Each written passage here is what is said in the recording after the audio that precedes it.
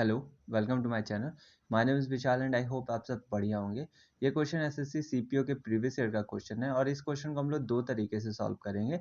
आइए question read करते हैं। क्वेश्चन में कह रहा है इन अ ट्रायंगल एबीसी, एक ट्रायंगल है हमारे पास एबीसी और A is equals to 8 degree, B is equals to 50 degree, AD is perpendicular on BC, AB is equals to BD plus 8, DC is equals to 24 centimetre, AC is equals to 32 centimetre. तो find the length of BC। BC की length पूछ रहा है, तो अगर हम लोग एक ट्रायंगल बना ले, यहाँ पे A नाम दे देते हैं इसको, A, B और C। एक ट्रायंगल बना लिया हमने। अब कह रहा है कि A जो है वो 80 डिग्री का है। A जैसे ही 80 डिग्री का हो गया, अब B हमारा कितना दिया हुआ है 50, B 50 डिग्री का हुआ और बचेगा कितना C भी अब अपना कितना हो जाएगा 50 डिग्री का हो जाएगा। तभी इसका सम कितना हो जाएगा 180 डिग्री। ट्रायंगल का सम ऑफ इंटीरियर एंगल कितना होता है 180 डिग्री होता है। तो इसका मतलब ये हो गया कि AB is equals to AC। ये एक आइसोसेलेस ट्रायंगल बन गया।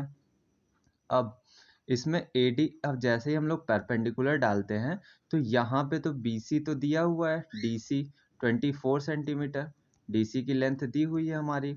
अगर हम लोग BC को x मानते हैं, BC को अगर हम लोग x मान लें तो AB कितना हो जाएगा हमारा x प्लस 8 हो जाएगा, x प्लस 8।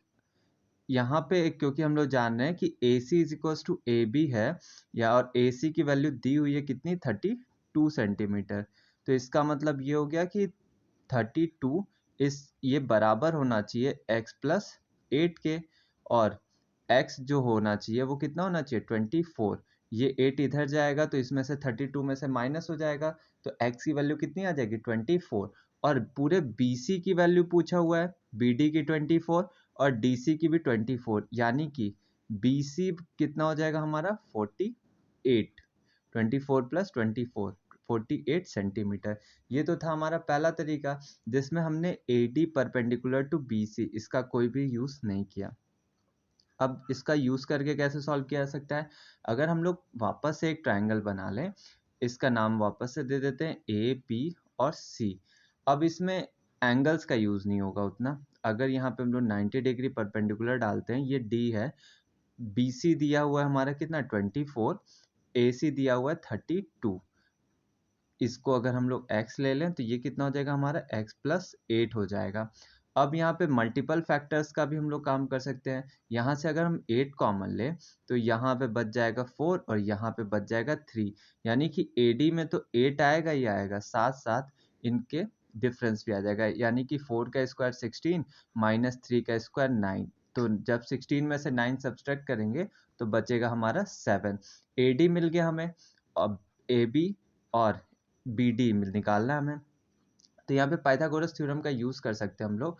तो पाइथागोरस थ्योरम क्या कहता है कि x प्लस 8 का होल स्क्वायर में से सब्सट्रैक्ट करेंगे हम लोग x स्क्वायर, तो ये बराबर होना चाहिए 8 रूट 7 के होल स्क्वायर के, इसके स्क्वायर के बराबर होना चाहिए। तो यहाँ पे a square minus b square का फॉर्मूला लग जाएगा a प्लस बी और a माइनस बी। तो जब हम लोग एक बार प्लस करेंगे तो हमें मिलेगा 2x प्लस 8, जब प्लस करेंगे तो 2x प्लस 8 मिलेगा, माइनस करेंगे हम लोग तो 8 मिलेगा। ये इक्वल होना चाहिए 8 इंटू 8 इंटू 7 के इक्वल होना चाहिए। 8 से 8 कट हो जाएगा। अब यहाँ पे कितना हो जाता है 8 7 जा होता है हमारा 56। अब यहाँ से भी हम लोग जब सॉल्व करेंगे तो हमें मिलेगा 24 और यहाँ से भी हमें BC कितना मिलेगा 48। आई होप आप सारे लोग को समझ में आया होगा। अगर समझ में आया होगा तो don't forget to like share and subscribe. Thank you.